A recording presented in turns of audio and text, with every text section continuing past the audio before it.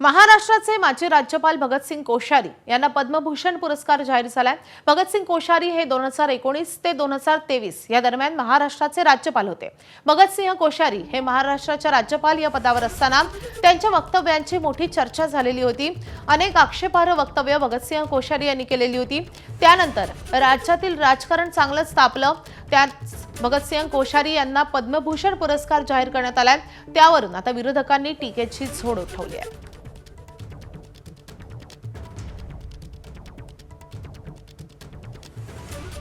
लोकशाही संविधानाची हत्या करून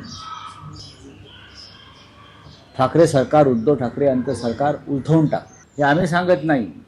हे chief justice of India Chandrachud यांनी सांगितलेलं आहे। राज्यपालाने काही अनावश्यक आणि बेकायदेशीर कृत्य केली। लोकशाही, संविधान आणि महाराष्ट्रातील जनतेच्या लोकभावना पायदळी तुडवल्या।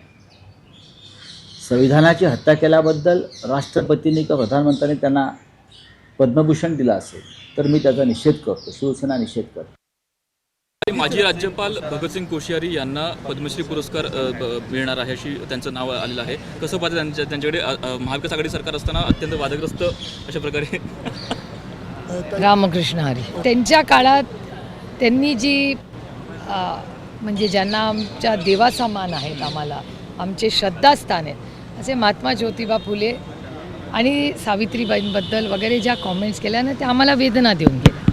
त्यामुळे ते एक मनात नेहमी तेवढी कटुता आणि दुःख हे आयुष्यभर राहील। भगतसिंग कोश्यारी यांना पद्मभूषण जो पुरस्कार जाहीर झाला आहे, खरं तर त्यांचं अभिनंदन केलं पाहिजे। स्वतःच्या राजकारणापलीकडे किंवा पक्षाच्या राजकारणापलीकडे जाऊन महाराष्ट्राच्या माजी राज्यपालाला जर असा पुरस्कार मिळत असेल तर त्यांचं आम्ही स्वागतही करतो आणि त्यांचं अभिनंदनही करतो। एबीपी माझा, उघडा डोळे बघा नीट।